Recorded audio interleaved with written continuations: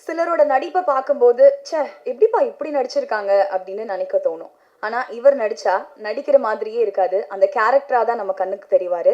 Jigarthanda, joker, மின்னல் முரளி அப்படின்னு இவர் பண்ண கேரக்டர்ஸ்ல வேற யாரையுமே நம்மளால யோசிச்சு கூட பார்க்க முடியாது, அவ்வளோ பவர்ஃபுல்லான கேரக்டர்ஸ் பண்ணியிருக்காரு. ஸோ தமிழ் சினிமாவுக்கு கிடைச்ச ரொம்ப முக்கியமான குணச்சித்திர நடிகர் குரு சோமசுந்தரம் அவர்களை அன்போடு பேச அழைக்கிறேன்.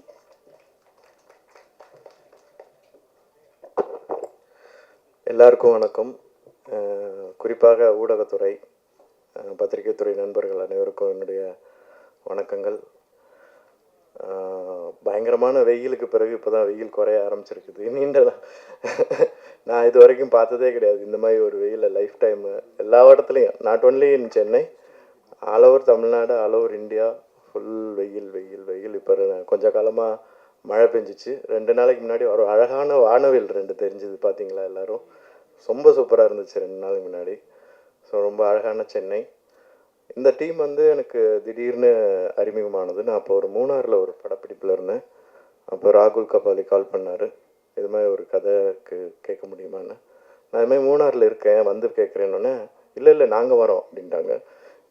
ஓ, இவ்வளோ ஆர்வமாக இருக்காங்களே அப்படின்னு நினச்சேன்.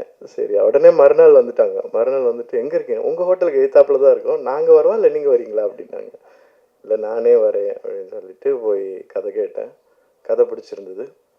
அதுக்கப்புறம் ஸ்கிரிப்ட் படிக்கலான்னு சொல்லிட்டு ஸ்கிரிப்ட் கேட்டேன். ஸ்கிரிப்ட் படிச்சுட்டு உடனே கால் பண்ணேன். ஐயோ என்னையா அது, கையெல்லாம் ரத்தமாயிடுச்சு ஸ்கிரிப்டை புரட்டி புரட்டி. இவ்வளோ ரத்தம் இருக்கு? இல்லை இல்லை, ஸ்கிரிப்டில் தான் இருக்கும், அது படத்தில் பார்க்கும்போது அவ்வளோ தெரியாது, நீங்கள் அதை பற்றி கவலைப்படாதீங்க, உங்களுக்கு பிடிச்சிருக்குறா அப்படின்னு கேட்டார். எனக்கு பிடிச்சிருக்குது. தென் பாண்டிச்சேரியில் ஷூட்டிங் ஸ்டார்ட் ஆனது. எனக்கு வந்து இந்த மிஸ் ஆன் சீன் சொல்லுவாங்கள்ல, ஒரே சிங்கிள் ரொம்ப லாங்காக ஒரு டைம் வந்து ஒரு டேக் எடுத்துகிட்டு போகிறது, அதில் நடிக்கிறதுக்கெலாம் எனக்கு ரொம்ப ஆசை இருக்கும். எல்வி பிரசாத்தினுடைய ஸ்டூடெண்ட்ஸ், எஸ்பெஷலி டைரக்ஷன், அந்த ஸ்டூடெண்ட்ஸுடைய ஆஸ்தான மிஸ் ஆன் சீன் ஆக்டர் நான் தான் ஒரு பீரியடில். மிஸ் ஆன் சீன்னா வந்து ஒரு 5 minutes ஃபிலிம் கொடுத்துருவாங்க அவங்களுக்கு. அந்த ஃபிலிம் வந்து 16 mm ஃபிலிமு. ஸோ அந்த 5 minutesல ஒரே படம் எடுத்துடணும், 5 minutes படம், கட் எதுவும் இல்லாமல். ஸோ நான் வந்து நிறையா டைலாக்ஸ் எல்லாம் நல்லா மனப்படம் பண்ணிடுவேன். கோ ஆக்டர்ஸ் ஏதாவது மிஸ் பண்ணால் கூட அவங்கள அப்படியே கூட்டி எடுத்துகிட்டு போயிடுவேன். ஸோ அதனால ஒரு 3 படம் மிஸ் ஆன் சீன் பண்ணேன். அப்புறம் குமார் ராஜாவுடைய நிறையா எல்லா படங்களும், அந்த பண்ண 2 படங்களில் ஆரண்யகாண்டத்தில் நிறையா லாங் ஷார்ட் இருக்கும், ஒரு ஒரு 2 minutes to 3 minutes ஷார்ட்ஸ் எல்லாம் இருக்கும். ஸோ அது வந்து ரொம்ப எனக்கு எமோஷ்னலி அப்படியே கூட்டிகிட்டு போகும். அது மாதிரி படம் எடுக்கிறது வந்து ஒரு ஆடியன்ஸை வந்து கட்டி போட்டு வைக்கும். ஒரு நல்ல ஆக்டரும் நல்ல பிக்சரைசேஷனும் டைலாக்ஸும் அதுக்கான மூடும் இருந்துச்சுன்னா ஆடியன்ஸ் வந்து அந்த சீனை திரும்ப திரும்ப பார்ப்பாங்க. எப்படி நம்ம பாடல் காட்சிகளை திரும்ப திரும்ப பார்க்குறோமோ, காமெடியை திரும்ப திரும்ப பார்க்குறோமோ, அதே மாதிரி சீன்ஸை நம்மளால் பார்க்க முடியும். ஸோ அந்த வகையில் ராகுல் கபாலினுடைய டைரக்ஷன் எனக்கு ரொம்ப பிடிச்சிருந்தது. மொத்த டீமும், எஸ்பெஷலி த டிஓபி நந்தா ஆண்டும் பிரவீன் ஆகட்டும், ரொம்ப பொறுமையாக ஒர்க் பண்ணாங்க. ஏன்னா புது டைரக்டர், ஸோ அதனால் அவங்க எல்லாருமே புதுசு. எனக்கு ரொம்ப பிடிச்சிருந்துச்சு புதிய டீமோட ஒர்க் பண்ணுறதுல. இந்த படத்தில் வந்து புதிய ஆக்டர்ஸ், ஜாக் இன்ட்ரடியூஸ் ஆகிருக்காரு. அப்புறம் வந்து ஜேடி நாயகனாக இன்ட்ரடியூஸ் ஆகிருக்கிறாரு. அவருக்கு என்னுடைய வாழ்த்துக்கள்.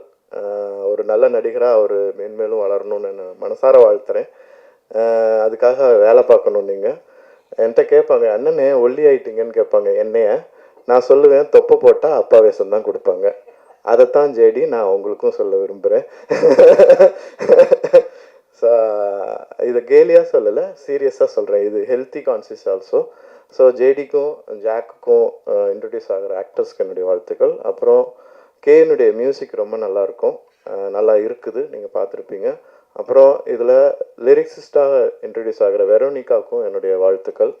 அவங்களுடைய வரிகள் ரொம்ப பவர்ஃபுல்லாக இருக்குது. எஸ்பெஷலி சாம்பல் நிற கனவுகள், அந்த இது வந்து ரொம்ப நல்லா இருக்குது. அவங்களுக்கும் என்னுடைய வாழ்த்துக்கள். இந்த படம் ரொம்ப நல்லா வந்திருக்குது. இதில் ஒர்க் பண்ண எல்லாருக்கும் என்னுடைய வாழ்த்து தெரிவிச்சுக்கிறேன். நீங்களும் மீடியா நண்பர்கள் இந்த படத்தை பொதுமக்களுக்கு நல்லபடியாக கொண்டு செல்லணும்னு வேண்டி விரும்பி கேட்டுக்கிறேன். ரொம்ப நன்றி. தேங்க்யூ. ப்ரெஸ்ஸுக்கும் மீடியாவுக்கும் இந்த ஈவெண்ட்டை ஆர்கனைஸ் பண்ணவங்களுக்கும் ரொம்ப நன்றி. ஸோ இது ஒரு ஃபஸ்ட்டு படம்ன்றதுக்காக இந்த ஒரு சப்ஜெக்ட் தான் எடுக்கணும், அந்த ஒரு சப்ஜெக்ட் தான் எடுக்கணுன்ற ஒரு மைண்ட் செட்டோடு போனதில்லை. ஸோ ஒரு டீமாக எங்களால் என்ன புல் ஆஃப் பண்ண முடியும், எங்களோட கெப்பாசிட்டி என்ன மாதிரி ஒரு ஸ்டோரிக்குள்ளே எங்களால் இதை ரேப் பண்ண முடியும் இந்த ஒரு ஐடியாவோட எடுத்த ஒரு படம் தான் இது. ஸோ மொத்த டீமுக்கும் ஒரு பெரிய தேங்க்யூ சொல்லிக்கிறேன். நிறைய ரொம்ப இம்சை பண்ணியிருக்கேன், அவங்கள ரொம்ப இம்சை பண்ணியிருக்கேன் எமோஷ்னலாக. அண்ட் எல்லாரும் பயங்கர பேஷண்ட்டாக ஒர்க் பண்ணாங்க. ஸோ இதுக்கு மேலே இந்த படம் வந்து ஒரு ஒரு இன்ட்ரெஸ்டிங்கான அனுபவத்தை உங்களுக்கு கொடுக்கும். உங்கள் பார்க்குற ரெகுலரான படங்களும் சொல்லக்கூடாது, தவறான விஷயம்தான். வர படங்களில் இது வந்து ஒரு இன்ட்ரெஸ்டிங்கான ஒரு எஃபர்ட்டாக இருக்கும். அந்த ஒரு ஆஸ்பெக்டோட இந்த படத்தை போய் பாருங்கள், பார்த்துட்டு உங்களுக்கு பிடிச்சதை எழுதுங்க. அவ்வளோதான். நன்றி, வணக்கம், தேங்க்யூ.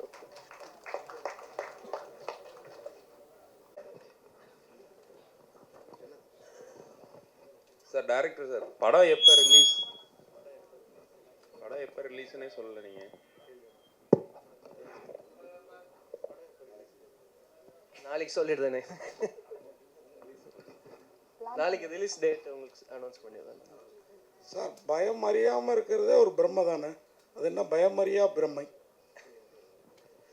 பயமறியா பிரம்மை என்பது ஒரு மனநிலை மாதிரி. ஸோ நாம் ஒரு தவறு செய்யணும்னு நினைக்கிறோம், ஆனால் ரியல் வாழ்க்கையில் அதை செய்ய மாட்டோம். ஆனால் நம்ம மைண்டுக்குள்ளே அதை ஒரு ப்ராசஸ் பண்ணி அதில் தவறு செஞ்சு பார்ப்போம். ஸோ அந்த ஆஸ்பெக்ட் தான், அந்த மனநிலையை தான் நான் பயமறியா பிரம்மை என்று நான் மென்ஷன் பண்ணியிருக்கேன். அவர் கபாலி விஸ்வந்த், அவர் கபாலி நடித்தார். கபாலி நீங்கள் ராகுல் கபாலினா அப்பா பேர் அந்த மாதிரி? அப்பா பேர் கபாலி.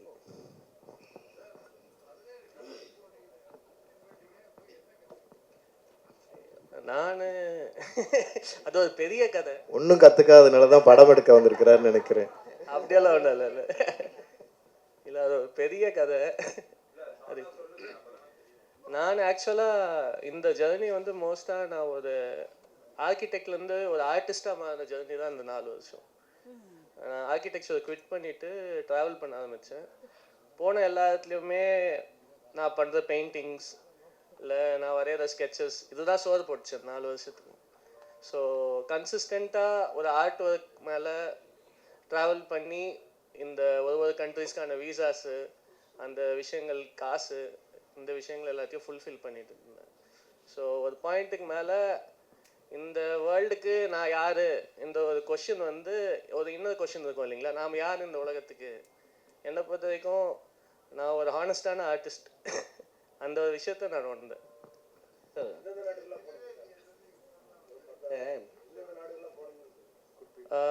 நான் வந்து பைக்கில் நான் ட்ராவல் பண்ணது வந்து இங்கேருந்து சவுத் ஆஃப் இந்தியாவிலேருந்து ஆரம்பித்து நேபாள் போனேன், பூட்டான் போனேன், அங்கேருந்து Myanmar, Thailand, Laos, Cambodia, Vietnam, மறுபடியும் கீழே வந்து மலேசியா, சிங்கப்பூர், மறுபடியும் மலேசியாவுக்கு வந்து ஷிப் பண்ணி இந்தோனேஷியாவுக்கு போனேன், மறுபடியும் இந்தோனேஷியாவில் அப்படியே பாலி வரைக்கும் போனேன். எனக்கு அங்கே ஒரு ஆக்சிடெண்ட் ஆயிருந்துச்சு. ஸோ அங்கே ஒரு ஆக்சிடெண்ட் ஆனதுனால என்னால் அதுக்கு மேலே பைக்கில் ட்ராவல் பண்ண முடியல. ஸோ அதுக்கப்புறமா அங்கேருந்து ஃப்ளைட் பிடிச்சிட்டு யூரோப் போயிருந்தேன். ஸோ யூரோப்பில் ஃபின்லாண்ட்லேருந்து ஸ்டார்ட் பண்ணி அப்படியே ஃபுல்லாக சென்ட்ரல் யூரோப் ஃபுல்லாக போயிருக்கேன். குரு சார், ஆக்சுவலாக நீங்கள் ஜிகர் தண்டாவில் வந்து ரவுடிகளுக்கு அந்த நடிப்பு சொல்லி கொடுப்பீங்க, இதில் ரவுடியாகவே நடிச்சிருக்கீங்க, எப்படி ஃபீல் பண்ணுறீங்க? அதான் வேலை, இதில் என்ன பண்ணுறது. ரவுடியில் எப்பயுமே கத்தியும் இதுமா இருப்பாங்க, கெச்சு போட்டுன்னு பானுங்க. ஆமாம், இது நடிகர்கள் வந்து வெயிட்டிங் ஃபார் த ஸ்கிரிப்ட். அதான். ஸோ என்ன ரோல் வருதோ, இப்போ நீங்கள் வஞ்சகோர உலகத்தில் பார்த்தீங்கன்னா ஃபுல் கேங்ஸ்டராக நடிச்சிருப்பேன். ஸோ எனக்கு வந்து ஒரு கேரக்டர் அது வந்து டெப்த்தாக இருக்குது, அதில் வந்து ஒரு சோல் இருக்குது அப்படின்னா நான் அதை பண்ணிவிடுவேன். ஸோ இது வந்து இப்போ பயமறியா பிரம்மைனா என்னன்னு சொல்கிறாங்களே, நம்மளால் ஒரு விஷயத்த பண்ண முடியாது. சில விஷயங்களை ஒருத்தரை அடிக்கணும், ஒருத்தரை கொல்லணும் அப்படின்னு போய் பண்ண முடியாது. அது என்ன பயம் இருக்கும், ஆனால் அப்படி நினைக்க முடியும். ஸோ அதான் பயமறியா பிரம்மை. ஸோ ஒரு பேசிவ் ஆங்கர் இருக்குதுல்ல, நம்ம மனசுக்குள்ளே அடக்கப்பட்ட கோபங்கள்லாம் இருக்குதுல்ல, அதெல்லாம் வெளிப்படுத்துகிற மாதிரி இருக்கும் ஒவ்வொரு கேரக்டரும். அதில் ஒரு கேரக்டர் இந்த ஜேடியினுடைய இன்னொரு ஃபார்மாக ஒவ்வொருத்தரும் நடிச்சிருக்கிறோம். ஸோ அதில் நானும் பண்ணியிருக்கிறேன். டேரக்டர் ஆக்சுவலாக அவர் சொல்லும் போது ஜேடியோடைய மாமா தான் ரவுடியாக இருந்தார் அப்படின்னு சொன்னார். ஸோ அவருடைய ஸ்டோரியை தான் நீங்கள் எடுத்திருக்கீங்களா, அவங்க அவங்க அதுதான் எஃப்ஐஆர்லாம் போட்டு ஆக்சுவலாக அந்த ஸ்டோரியை சொல்லி அதை எடுத்தீங்களா இல்லை நீங்களா கிரியேட் பண்ணீங்களா? இல்லை இல்லை இல்லை, இது நாமளா கிரியேட் பண்ண ஒரு கேரக்டர் தான். சார் சொல்கிறப்ப குரு சார் சொல்கிறப்ப யாரும் நம்ம மனசுக்குள்ளார நம்ம நினைக்கிறது, இப்போ ஒருத்தங்க நமக்கு ரொம்ப விரோதியாக இருக்காங்கன்னா அவங்கள தீர்த்து கட்டணும் அப்படின்னு நினைப்போம். ஆனால் தீர்த்து கட்ட முடியாதுல, சட்டம் அதெல்லாம் இது இருக்குல்ல. அப்படிங்கிறப்போ அப்போ நமக்குள்ளார இருக்கிற கேரக்டருங்க தான் இல்லையா? ஆமாம், நம்மளுக்குள்ளே இருக்கிற அந்த தாட்ஸ் தான். அப்போ எல்லாரோட மனசோட ஈஸியாக ஒட்டி உறவாடும், ஆள் மனசோட. அந்த மாதிரி நிறைய சீக்வன்சஸ் இருக்கும். அதாவது 2-3 சீக்வன்ஸாவது ஒருத்தங்களோட கண்டிப்பாக கனெக்ட் ஆகும். இது இவருடைய கொஸ்டின் தான், ஆனால் நான் கேட்குறேன் இந்த வாட்டி. இல்லை, எப்பவுமே கேங்ஸ்டர்ஸு இந்த ரவுடி அப்படின்னாவே ஒரு டான்ஸு ஒரு மாடல் அந்த மாதிரி உள்ளே இருக்கும் ஐட்டம் சாங் ஏதாவது. உங்களில் என்ன ரொம்ப சைலண்ட்டாகவே இருந்தது? படத்தில் பாட்டே இல்லைங்க. ஏன், என்ன காரணம்? ஏதாவது முக்கியமாக? ஏன்னா இப்போ வர படங்களில் மோஸ்ட்லி பார்த்தா மகாராஜாவில் கூட கிடையாது. இல்லை, தேவைப்படல. நம்ம ஒரு மூடோட ஒரு நரேட்டிவ்குள்ளே போகிறோம். ஸோ கஷ்டமான வேலையே ஆடியன்ஸ் அந்த மூடோட அந்த நரேட்டிவ் ஃபாலோ பண்ண வைக்கிறது தான். ஸோ இந்த ஒரு விஷயத்தில் நான் எப்போவுமே இந்த மாதிரி தான் இருப்பேன்.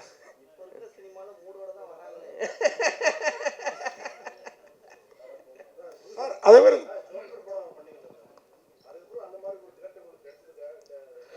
இல்லை, ஒரே மாதிரி படம் பண்ண முடியாது. ஆக்சுவலாக எனக்கு வந்து இப்போ அது மாதிரி பண்ணணும்னு விருப்பம் இருக்குது. ஒரே மாதிரி கதைகள், ஜோக்கர் மாதிரி அந்த போராட்ட களம். நான் ஒரு ஆர்டிஸ்ட்டு, நான் வந்து போராளி கிடையாது. ஸோ எனக்கு அதே மாதிரி கதைகள் பண்ணுறதுல இஷ்டம் இல்லை தான். நான் அதனால தான் அந்த மாதிரி கதைகளை சூஸ் பண்ணலை. ஆமாம், வந்ததுன்னா நான் அதில் இன்னும் நல்ல ஸ்கிரிப்ட் வேல்யூ நல்லா இருந்ததுன்னா பண்ணியிருப்பேன். பட் அதே பேட்டர்னில் இருக்கும்போது நான் அதை பண்ண விரும்பலை. அது காரணம் என்னென்னா, நான் ஒரு 10 ஆண்டுகள் வந்து ஒரு நாடகத்துறையில் இருந்திருக்கேன், கூத்துப்பற்றையில். நிறைய விஷயங்கள் கற்றுட்டு இருக்கும்போது நான் ஏன் ஒரு வடை மட்டுமே போடணும்? எனக்கு பூரி, பொங்கல், பிரியாணி எல்லாம் பண்ண தெரியும். ஸோ அதையும் சேர்த்து பண்ணலாமேன்னு வெயிட் பண்ணுறேன். தேங்க்யூ.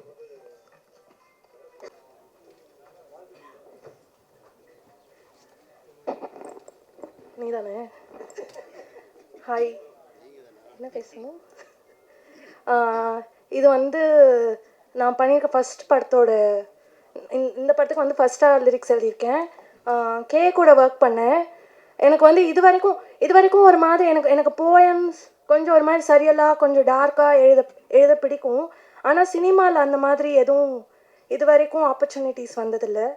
இதான் வந்து ஃபர்ஸ்ட் டைம் ராகுல் மூலமாக. அவன் ஃபஸ்ட்டு வேர்டே வந்து ஒரு கொலைகாரன் வந்து கொலையை கலையாக பார்க்குறான், அதுக்கு ஒரு பாட்டு வேணும்னா சத்தியமாக எழுத முடியாது அப்படின்னு. அப்புறமா வந்து ஊரில் வந்து என்னோடய மாமா வந்து ஆக்சுவலி ஒரு ரவுடி. இப்போ இல்லை, அவரை கொண்டுட்டாங்க. ஸோ எனக்கு அந்த ஒரு ஆக்சுவலி சின்ன வயசில் அந்த மெமரிஸ்லாம் வேகாக இருக்குது. ஃபேமிலி வந்து ஒரு ஹிட்மேனால் வந்து அந்த ஃபேமிலியில் உள்ள விமன் என்னென்ன வந்து பாதிப்பு அடைஞ்சிருப்பாங்க அப்படின்ற ஒரு இது. ஸோ எனக்கு அங்கேருந்து லைன்ஸ் வந்து வருதா அப்படின்னு ஆப்ரேட் பண்ணி பார்த்தேன். ஸோ அதுலேருந்து எழுதுனது தான் இந்த பாட்டு. எனக்கு கேவோட ஒர்க் பண்ண வந்து ரொம்ப ரொம்ப கம்ஃபர்டபுளாக இருந்தது. இன்னும் நிறையா இந்த டீமோட ஒர்க் பண்ணணும்னு நினைக்கிறேன். அவ்வளோதான். தேங்க்ஸ்.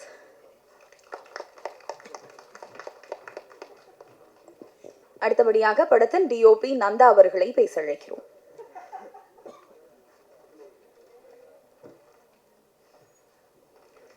வணக்கம். இந்த படத்தோட விஷுவல் பற்றி சொல்லணும்னா, அது ஸ்கிரிப்ட் லெவல்லேருந்தே நாங்கள் ஸ்டார்ட் பண்ணி ஒர்க் பண்ண ஆரம்பித்தோம். ஸோ அது விண்டேஜ் லுக் வேணும், அதுக்கேற்ற மாதிரி லென்ஸ், கேமரா எல்லாமே ரெடி பண்ணி, ஸோ அது ப்ராப்பராக டைரக்டர் ராகுலும் நானும் சைல்ட்ஹுட் ஃப்ரெண்ட் ஆக்சுவலாக. ஸோ அதனால் ரொம்ப ஈஸியாக இருந்தது. ஸோ ஸ்கிரிப்டுக்கு என்ன தேவையோ அது மட்டும் விஷுவலாக கொண்டு வரலான்றது தான் ஐடியா. ஸோ அது ட்ரை பண்ணியிருக்கோன்னு நினைக்கிறேன். ஸோ எல்லாருக்கும் பிடிக்கும்னு நினைக்கிறேன். சப்போர்ட் பண்ணுங்கள். தேங்க்யூ. படத்தின் மற்றும் ஒரு சினிமோட்டோகிராஃபர் பிரவீன் அவர்களை பேச அழைக்கிறோம். வணக்கம் எல்லாருக்கும், press and media. Thank you for இத்தனை பேர் வருவாங்க, நான் எதிர்பார்க்கவே இல்லை தலை. ஓகே, பயம் அறியா பிரம்மை. சாரி கையை எடுத்துட்டுங்க சார், சாரி. ஃபஸ்ட்டு ஸ்டேஜ் அது அப்படி தான் இருக்கும். பயமரியா பிரம்மை ஸ்டார்ட் ஆனது வந்து ஆக்சுவலாக கபாலி கிட்ட வந்து நான் சைல்ட்ஹுட் ஃப்ரெண்ட் தான், 8th ஃப்ரெண்ட்ஸு. பட்ஜெட் பேசிட்டாங்க, ஒரு ஸ்கிரிப்ட் எதுன்னு சொல்லுவாங்களே, இந்த பட்ஜெட்டுக்கு இந்த ஸ்கிரிப்ட் எழுதலான்னு சொல்லலாம். அந்த பட்ஜெட்டுக்கு 100 கோடி ஸ்கிரிப்ட் எடுத்துன்னு போய் கையில் கொடுப்பாரு. அதுதான் நம்ம ராகுல் கபாலி. அதனால் படம் சிறப்பாக வந்திருக்கு. ஆஸ் அ டைரக்டர் இவர் வந்து பெரிய டைரக்டர் ஆகணும்னு என்னோட வாழ்த்துறேன். இந்த ஜேடி வேறு பக்காவாக உட்காந்துடுறாரு. எல்லாருக்கும் நன்றி, தேங்க்யூ. அடுத்து பேச போறவரை பத்தி சொல்லணும் அப்படின்னா, தனி ஒருவன் படத்துல சின்ன வயசு சித்தார்த் அபிமன்யுவா மிரட்டி இருப்பாரு. இப்போ இந்த பயம் அறியா பிரம்மை படத்துல ரொம்ப முக்கியமான கேரக்டர்ல நடிச்சிருக்கக்கூடிய ஜாக் அவர்களை பேச அழைக்கிறேன். அனைவருக்கும் வணக்கம். Thank you for the media and press to support here. Came here to support Bayamariya Brammai. இந்த படம் பற்றி நிறைய சொல்லலாம். ஏன்னா 2022 இந்த படம் ஃபினிஷ் பண்ணோம்.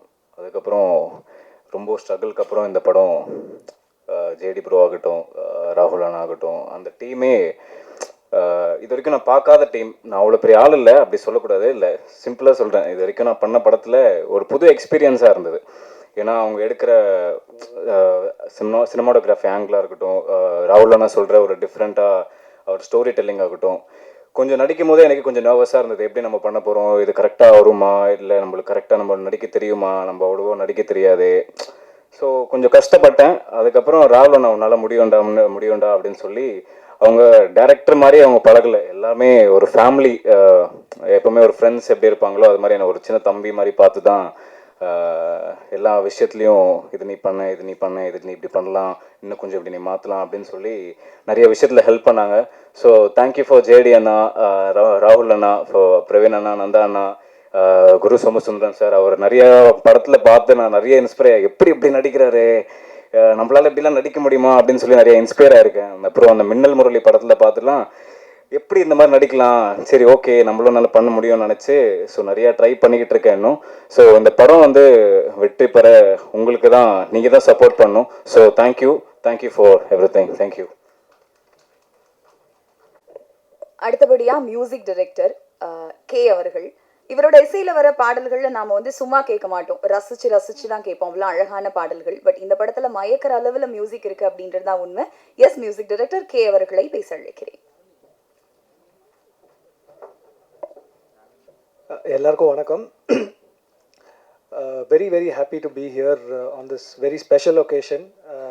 Congrats to all of us, எங்களோட entire teamக்கு, especially Rahul and JD. நான் இந்த படத்தில் இன்வால்வ் ஆனதுக்கு ஒரு பெரிய ரீசன் வந்து இதோட ஒரு அவுட் ஆஃப் த பாக்ஸ் ஒரு விஷயந்தான். கண்டிப்பாக நீங்கள் இந்த ட்ரெய்லர் அண்ட் சாங்ஸ் பார்க்கும்போது அது உங்களுக்கு உங்களாலேயும் உணர முடிஞ்சிருக்கும்னு நினைக்கிறேன். யூனோ ஒரு ஒரு ஒரு ஓஷன் ஆஃப் ஃபில்ம்ஸ்க்கு நடுவில் சம்திங் லைக் திஸ் வர்றது வந்து அவ்வளோ யூஸ்வலான விஷயம் கிடையாது. ஸோ இந்த மாதிரி டிஃப்ரெண்ட் அட்டெம்ப்ஸை definitely as a society we should என்கரேஜ்னு நினைக்கிறேன்னா. அண்ட் எனக்கு பர்சனலாக வந்து இந்த படத்தில் எக்ஸ்பெரிமெண்ட் பண்ணுறதுக்கான நிறைய ஸ்கோப் அண்ட் ஃப்ரீடம் கொடுத்துருந்தார் டைரக்டர் ராகுல். He is basically an artist. And அவரோட ஒரு கோரில் இருக்கிற ஃபீலிங் வெளிப்படுத்தியிருக்காருன்னு நினைக்கிறேன் இந்த படத்தில். டெஃபினட்டாக ஒரு யூனிக்கான சின்சியரான எக்ஸ்பீரியன்ஸாக இருக்கும். So you know I sincerely ask all of you to support us. And also on a personal note, இந்த இன்னைக்கு மார்னிங் தான் இந்த an ஆல்பமோட மிக்ஸ் முடித்தேன். And I was listening to it and it was actually very nice. என்னோட ஒர்க்காக இருந்தாலும் I was really enjoying it. And thanks Rahul for making me a part of this film. And I would like to take this opportunity in the stage and பயமரியா பிரம்மையோட trailer launch event. I wanted to, another thought came to my mind today because நான் வந்து ப்ரெஸ்ஸுக்கு முன்னாடி பேசி ரொம்ப வருஷம் ஆச்சு. I've been doing other language films and I've not had the opportunity to the usual people meet பண்ணதுக்கு ரொம்ப வருஷத்துக்கு அப்புறம் நான் இது பண்ணுறேன். So at this point I would like to place on record, I'm rethinking back where I started my career as a music composer. with the film Yudham Say, and I sincerely express my gratitude to director Mishkin for that. And I'm happy to make this stage, to place it on record in the Vishayata. Thank you, everybody. Thank you, and thanks for your support. Thank you. இந்த தருணத்துல நடிகர் நிஷாந்த் அவர்கள் ஸ்டேஜில் எங்களோட வந்து join மனசை விட்டு போகாது. அதுக்கு பல காரணங்கள் இருந்தாலும் பர்டிகுலரா அந்த நடிகரோட பெர்ஃபார்மன்ஸ் தான் முக்கியமான ஒரு காரணமா இருக்கும். அந்த வகையில ராட்சசன் படத்துல இவர் பண்ணியிருந்த டீச்சர் கேரக்டரை நம்மளால எப்பவுமே மறக்க முடியாது. இப்போ மகாராஜா, இந்தியன் 2 அப்படின்னு சூப்பரான லைனப்ஸோட இருக்கு. ஸ்ட்ராங் பெர்ஃபார்மர் வினோத் சாகர் அவர்களை அன்போடு பேச அழைக்கிறேன்.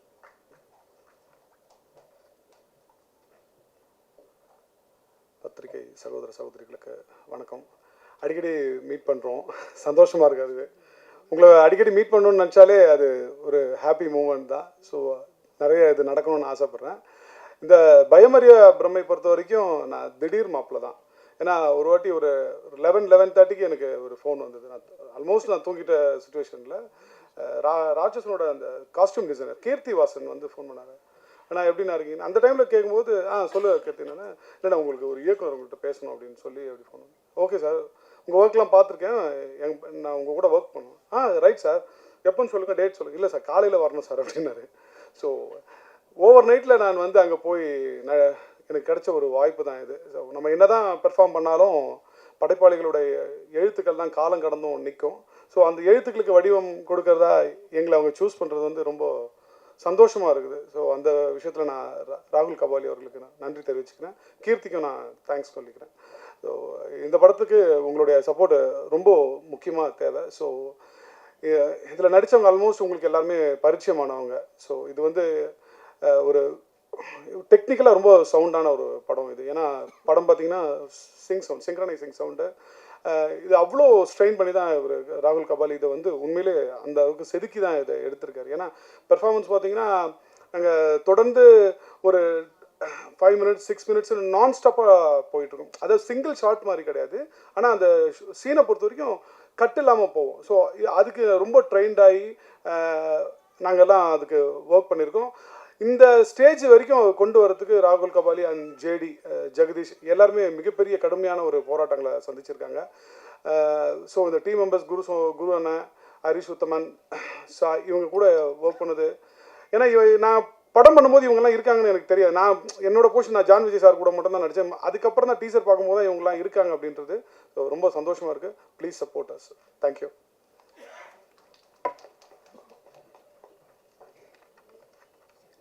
படத்துல ஒரு முக்கியமான கேரக்டர்ல நடிச்சிருக்கக்கூடிய நடிகர் விஸ்வந்த் அவர்களை பேச அழைக்கிறேன்.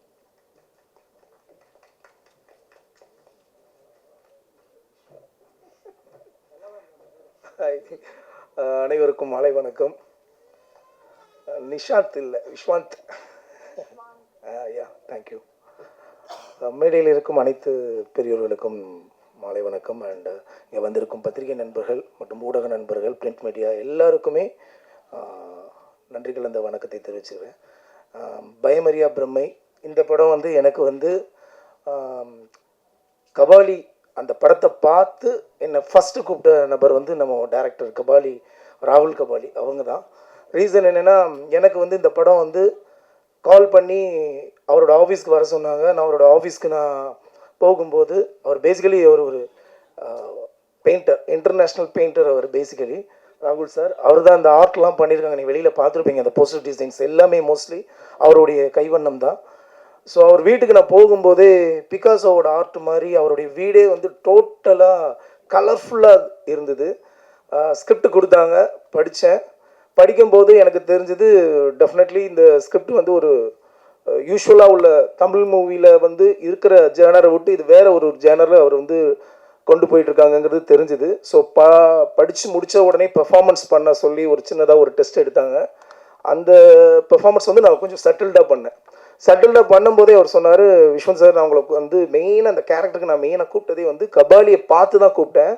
கபாலியில் நீங்கள் தலைவர் கூட வந்து ரொம்ப கலகலகலன்னு பண்ணியிருந்தீங்க, சேம் பெர்ஃபார்மன்ஸ் எனக்கு இதில் தேவைப்படுது அப்படின்னாரு.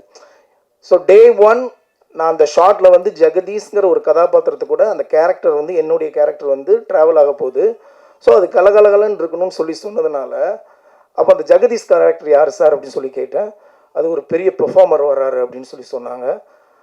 டே ஒன் அந்த ஸ்பாட்டுக்கு போன பிறகு தான் தெரியும் அது வந்து நம்ம குரு சோமசுந்தரன் அண்ணா. ஸோ அந்த மாதிரி ஒரு ஜாம்பவான் சார் கூட நான் நடிக்கும்போது எனக்கு உண்மையிலேயே ரொம்ப ஹாப்பி.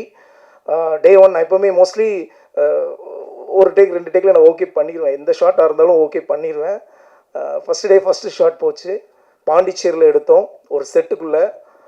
ஃபஸ்ட்டு ஷாட் பண்ணி முடிக்கும்போது கரெக்டாக ஒரு 5.5 மினிட்ஸில் கட் சொன்னார். சிங்கிள் டேக்கில் எடுத்தாங்க அந்த ஷாட். 5.5 மினிட்ஸ் முடித்த உடனே கட் சொல்லி முடித்த உடனே டேரக்டர்கிட்ட போனால் சூப்பராக இருந்துச்சு விஸ்வந்த் அப்படின்னு கை கொடுத்தாரு. ஸோ ஓகே டேக் ஓகே போல இருக்குது அப்படின்னு நினச்சி பயங்கர ஹாப்பி. சோமனட்டையும் கூப்பிட்டு கேட்டாங்க. சோமன் எப்போவுமே வந்து 1 or 2-3 டேக்ஸ் வந்து எப்போவுமே தி பெஸ்ட்டு கொடுக்கணும்னு நினைப்பாங்க, அது எல்லாருக்குமே நமக்கு தெரிஞ்சது ஆல்ரெடி. ஸோ ஒரு 1 or 2 டேக் போகும்போது இருக்குது அப்படின்னு நினச்சேன். ஸோ சோமன் நான் இன்னும் 1 more பண்ணலாம் அப்படின்னாங்க. ஸோ ஓகே 5.5 மினிட்ஸ்லேருந்து அடுத்து ஒரு டேக் பண்ணுறோம், அது ஒரு 6.5 வந்துச்சு, 1 more பண்ணிக்கலாம் அப்படிங்கிற இன்னொரு பெட்டர்மெண்ட் போகிறாங்க. 8 வந்தது, அதுக்கப்புறம் 9.5 வந்தது. பிரேக் என்னென்னா லஞ்ச் பிரேக் விட்டாங்க.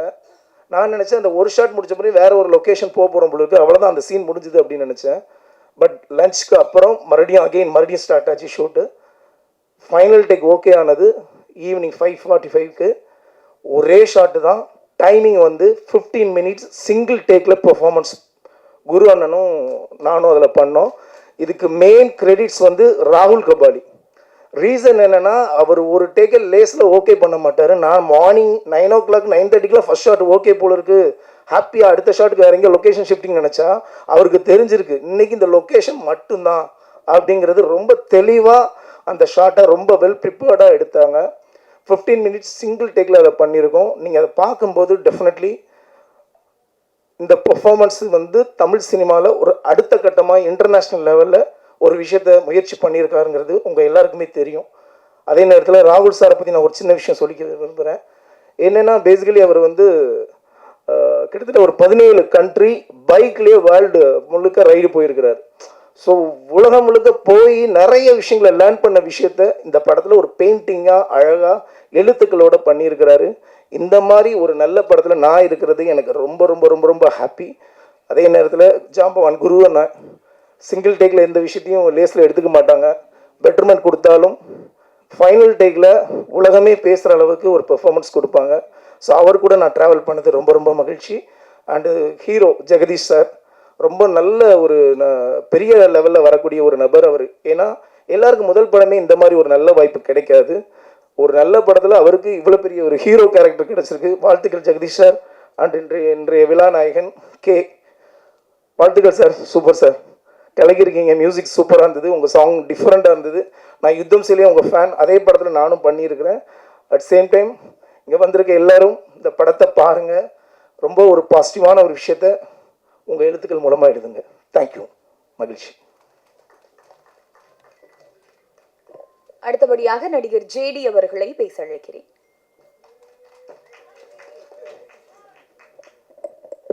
அனைவருக்கும் மாலை வணக்கம். Special thanks to all the press media friends, அண்ணனுங்க, ஃபேமிலிஸ் அண்ட் ஃப்ரெண்ட்ஸ். அகெயின் இதுவும் ஒரு ஃபேமிலி தான், அங்கே ஒரு ஃபேமிலி வந்திருக்கு எங்கள் ஃபேமிலி. ஸோ ஃபுல் ஜேர்னியை சொல்லணுமா? ஸோ நாங்கள் ஷூட் போகிறதுக்கு ஒரு 1 year முன்னாடியே வந்து நாங்கள் 2 பேர் ஒர்க் பண்ணியிருந்தோம். நந்தா ப்ரோ, பிரவீன் ப்ரோ, எல்லோரும் ஒரு ஷார்ட் ஃபிலிமில். அதுவும் எக்ஸ்பெரிமெண்ட்லான ஒரு ஷார்ட் ஃபிலிம் தான். ஸோ அதில் தான் இன்ட்ரோ ஆனோம், அப்புறம் ஃப்ரெண்ட்ஸ் ஆனோம், அப்புறம் ஸ்டோரி டிஸ்கஸ் பண்ணோம். ஒரு ஸ்டோரி இருக்குது பண்ணலாம் அப்படின்ட்டு ஒரு ரேண்டமான ஒரு கான்வர்சேஷனில் தான் ஆரம்பிச்சிச்சு. பண்ணி முடிச்சிட்டோம் ஒரு வழியாக. ஸோ எங்கள் கடமையை முடிச்சிட்டோம், உங்கள்கிட்ட கொண்டு வந்துட்டோம். உங்களோட வரவேற்பு பொறுத்து தான் எங்களோட அடுத்த படைப்புகள். தேங்க்யூ. டான்ஸா இருக்கட்டும், நடிப்பா இருக்கட்டும், தனக்கு கிடைக்கிற ஒவ்வொரு சான்ஸ்லையும் தன்னோட பெஸ்ட்டை கொடுக்குற அழகான நடிகை. இப்போ பார்த்து ட்ரெய்லர்ல அவங்களோட அந்த கன் ஷாட் இன்னும் என் கண்ணுக்குள்ளே நிற்குது. எஸ், நடிகை சாய் பிரியங்கா அவர்களை பேச அழைக்கிறேன்.